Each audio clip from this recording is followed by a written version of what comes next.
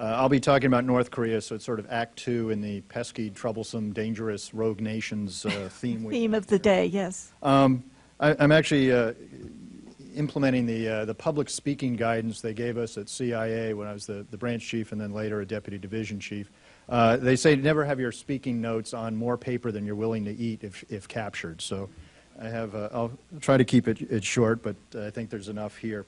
What I'll do is I'll first put the conclusion up front, sort of like titling a mystery novel, you know, The Butler Did It.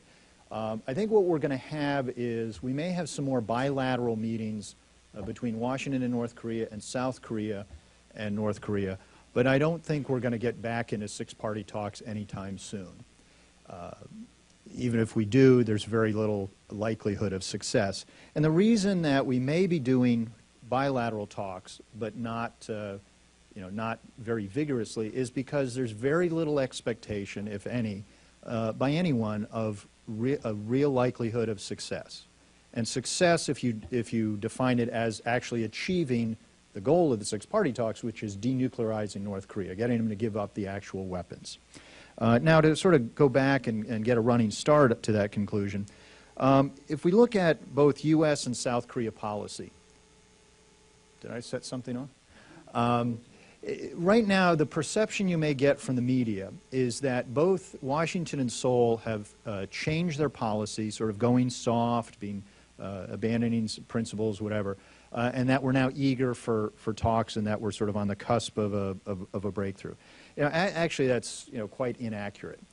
If you look first at U.S. policy, it's very different from what it was envisioned to be in January of 2009 when there were euphoric expectations that simply talking with North Korea or Iran or fill in name of rogue nation, that it will bring about a significant change. Once North Korea started doing a long series of provocations in early 2009, it caused the Obama administration to reverse their policy. In talking with a senior official who was covering Asia, it was interesting. This was in April of 2009. So after the nuclear test, sort of in between the nuclear and missile tests, but already threatening of war against the U.S., South Korea, Japan, threatening civilian airliners flying into Seoul, et cetera. This official was kind of with teeth, jaw clenched in anger. It was just like, didn't North Korea realize we were going to be the good guys? Didn't they realize we weren't Bush? And they did this to us. And so there was this real obvious surprise, but then also a reverse of policy, 180 degrees. So it's sort of like someone who's very soft on crime gets mugged, and then now they become very hard on crime. So there's a realization that there wasn't going to be a success with North Korea. So why put a lot of limited political capital into achieving North Korea? So we didn't see talks for a while. What we've seen more recently, though, is sort of after the acts of war last year, the attack on and sinking of a South Korean ship, shelling of a civilian island, was a growing concern that North Korea would do another provocation. So you have sort of two main drivers in U.S. policy right now. The idea that it's not really going to work, so why go back to the talks? Why buy the same dead horse a third time? Why use the president's limited political capital? But the perception that if we don't talk to North Korea, they're going to do another provocation. And to some degree, it's based on a study that a fellow think tanker did, which most of us disagree with very strongly. The idea is if you plotted out the dates that the U.S. and North Korea were talking to each other, and the dates that North Korea did provocations, they didn't line up with each other. Therefore, it must be a causal relationship that they don't do a provocation when you're talking to them. Ergo, if we talk to them, then they won't do a provocation. The problem is it's a non-causal relationship. I mean, if you laid out the days that the Redskins actually won a game and the dates North Korea did a provocation, they also don't line up. But, I wouldn't argue that if you could get the Redskins to win a game, it will keep North Korea from doing a provocation. So, but I think that's the second. If the first force driving the policy is don't put a lot of effort into it, the second one is, well, let's talk to them in order to prevent a provocation. Not a good theory, but I think that's the second half of what's driving U.S. policy. So the U.S. is still having the three preconditions, as is South Korea, before we go back to talks. So North Korea has to improve inter-Korean relations, sort of definition left to Seoul. It has to freeze nuclear activities at Yongbyon, including the uranium facility that they unveiled last November. And also, the most tangible sign would be inviting the IAEA inspectors back in, at least to Yongbyon. And three, a promise of no more nuclear tests or long-range missile tests. Now, on South Korea, there's a similar public perception that Lee Myung-bak, a conservative South Korean president, is also starting to go soft. One of the ideas you often hear is, well, every South Korean president wants a legacy, and the legacy is a summit with North Korea. I've met with senior officials, including ministers, who said, look, our legacy could be we're the first administration that didn't give in to North Korea. That will be our legacy to our successor. And a lot has been made about the change in ministers of unification. The Ministry of Unification is sort of like the Department of State for North Korea.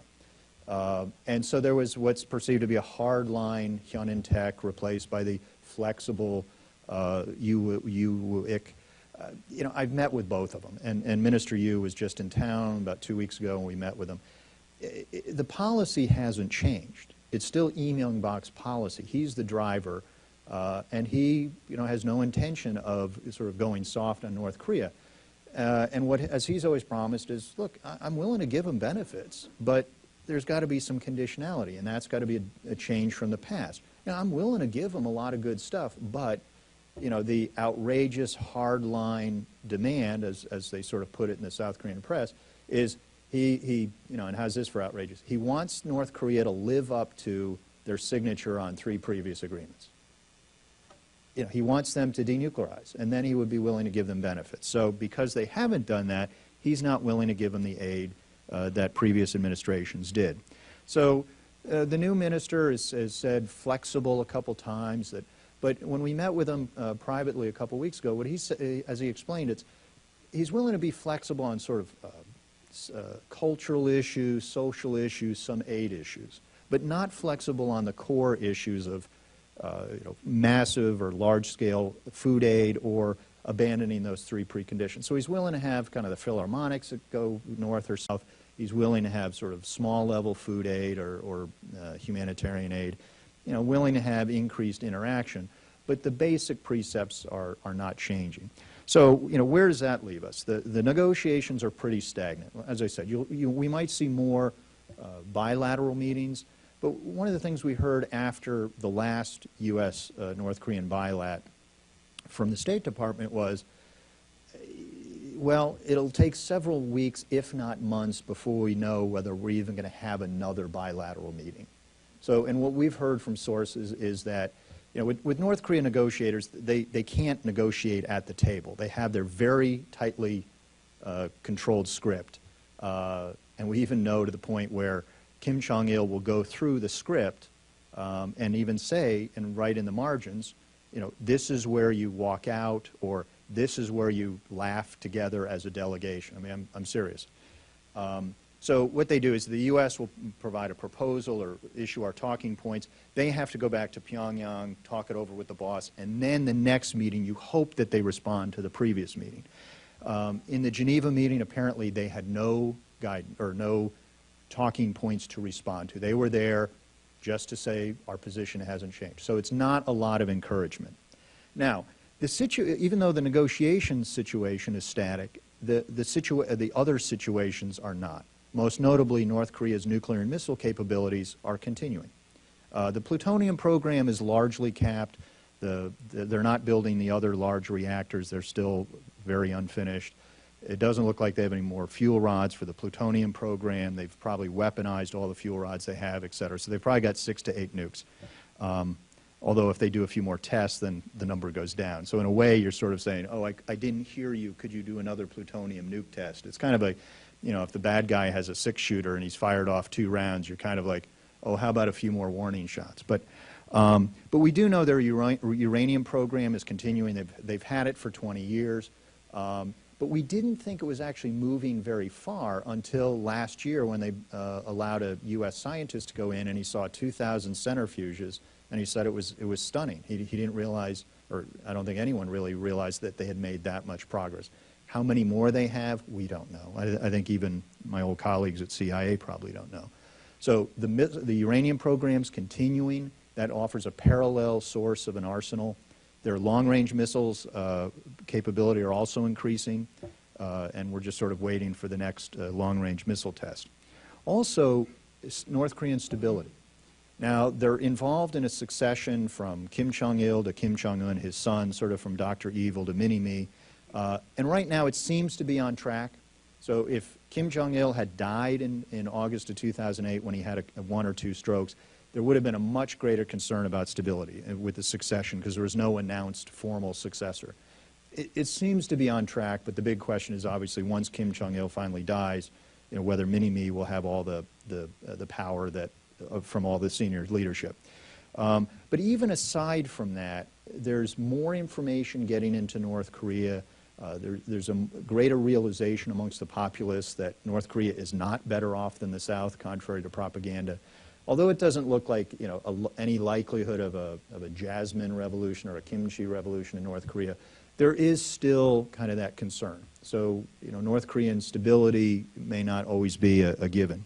Also in South Korea, next year they have two elections. Their National Assembly is elected in April and their president is elected in December.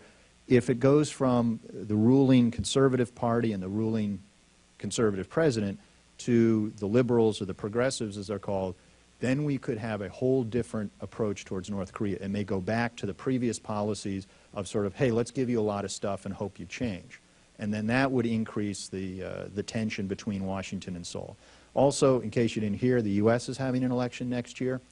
And who knows whether that will have an impact on whether the U.S. would be more willing to provide concessions as if we grow increasingly concerned that they're going to do a provocation. If you want to punt the ball down, beyond the election time, whether the U.S. would be more, open to concessions. Of course, we have to keep that.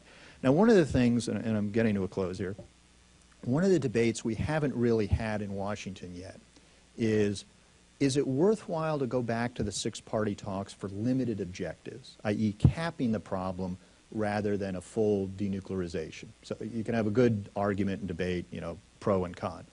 Now, if I were North Korea, the way I'd want to influence that debate, so it's more along my, i.e. North Korea's lines, is what I would do is instead of the game they're playing, which is sort of being intransigent, is I'd look at the three preconditions from the U.S. and North and South Korea, and I'd say, oh, sure, I just got off the phone with Seoul. I've agreed to a whole bunch of interaction. I've invited the president for a summit. I've invited the ministers, low-level things, the Philharmonics, everything will go. So I've checked off the first one. The second one, oh yeah, I just got off the phone. The IAEA can come back next week, and of course they'll just be limited to Yongbyon, and my uranium thing is for civilian electricity. But yeah, I fulfilled two of the three. So it's kind of hard for the U.S. and South Korea to continue to say no. It seems like they have to come back to talks where North Korea, will have a whole bunch of demands for additional political and economic concessions. Now, as for that freeze about nuclear and missile tests, well, I'll get back to you on that one. And what I would do is wait for my North Korean scientists to say, okay, boss, we're ready for the next stage. We promise you this time the third stage of the Taepodong-2 is going to separate, and we'll actually have, a missile that is even more successful than the 2,500 mile or so last test. And Kim Jong-il will say, okay, great, let me hold off.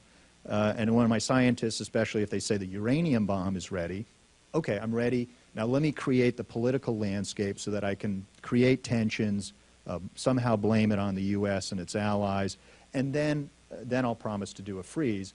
And by doing that, I think it increases the concern in the United States and also the pressure on the administration to more easily go back to six-party talks with fewer preconditions.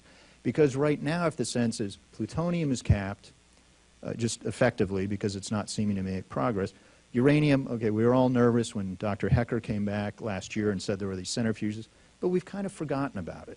But if North Korea were to do a even more successful missile launch, then all of a sudden I think you're going to have, Joe Bag of Donuts, the citizens, and even Congress saying, wait a minute, this is now threatening the United States. Sure, threatening our allies was important, but now this is really important. Now we're nervous because you could hit the United States with a missile. And then also if they do a test, and if we can figure out that it's uranium, then you'd have more people saying, oh my God, this is a runaway program. We don't know how many uranium nuclear weapons they could do. You know, let's cap this problem. We don't care if we solve it. Let's just cap it. So then you might have greater pressure on the U.S. to go back to talks and sort of abandon some of the principles or the preconditions. So if I were Kim Jong-il's advisor, that's what I'd do. Luckily, so far, I don't think they figured out that game plan. So with that sort of pessimistic conclusion, I'll finish.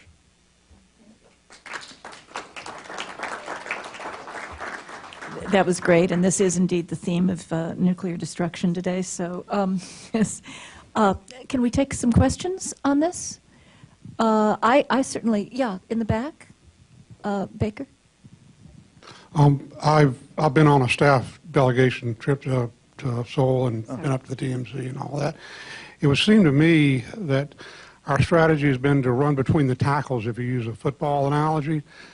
It would seem to me that, and I ask you this question, would it be effective to try to pull the ruling elites away from Kim Jong-il and say, look, you think you're getting a good deal now, but if you align with the West, you'd get a better deal, and start by covert means, whatever means possible, start using that strategy, and do you think that would produce results?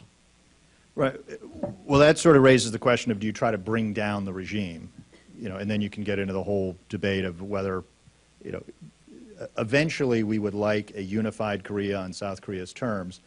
The problem everyone has in getting there is there's a lot of, you know, potentially dangerous, destabilized scenarios or steps along the way. You know, that said, I think if you can get a hold of the senior elites, you know, they often don't leave the country, and it's hard to run agents in North Korea. But if you get messages to them, you know, trying to counter what would be Kim Jong-il's message to them, which is, you know, surely, gentlemen, you know, we must all hang together, otherwise we will be hanging separately, i.e. from lampposts if South Korea comes north and, you know, institutes courts of justice. So right now the elites see their fate, their future, closely aligned with Kim Jong-il. So that if the fear in North Korea is that any kind of loosening of the very tight control, even implementing Chinese-style economic reform, risks instability.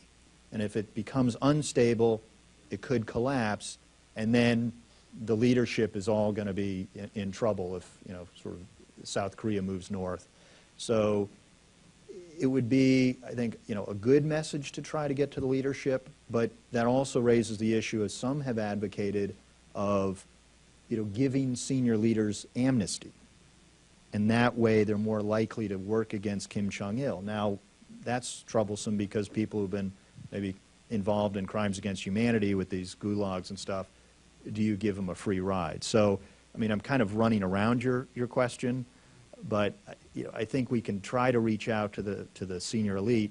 It's going to be very difficult simply to get a hold of them, and I think it's going to be very hard to counter their perception that they've got to stick with Kim Jong-il, Kim Jong-un, or just the system. Yes, on the right here. I'm just wondering if there's been sort of an avenue of thought from the U.S. side that accounts for North Korea's potential incentivization of their motivations by Iran? And if so, have we ever approached it from that point of view? We know there's a relationship between North Korea and Iran, certainly on missiles, and I think without a doubt on nuclear. So certainly there's a military relationship. You know, I don't think they're sort of, you know, in league in the sense of you do this and then I'll do that. But clearly they're looking at each other and the responses that the U.S. and others have as each country has moved forward. So when either country does something and not punished for it, well, I think the other would then take comfort from that. So, you know, as North Korea did, you know, a nuclear and missile test in 2006, and there were some UN resolutions. They did the tests against in 2009, and there were some resolutions. They did 2 acts of war in 2010. When they sank a ship, China eventually allowed a Security Council President statement condemning the act but not allowing the actor to be named. And then after revealing the uranium facility, which is another violation of UN Security Council resolutions, nothing happened. So from that, I would think Iran would figure, okay, they're not punished, so therefore I'm encouraged to move forward. Certainly North Korea is looking at what happened to Libya, and what North Korean officials have said is, well, the reason you guys were able to do that with North Korea is because they stupidly gave up their nuclear weapons, or their nuclear weapons program. So, note to self, don't give up nuclear weapons. And then very clearly they would be looking at the international response to Iran and seeing whether Iran is effectively punished or not. So I don't, there are linkages between the countries, and they're certainly looking at each other, but not necessarily a grand design of you do that and I'll do this.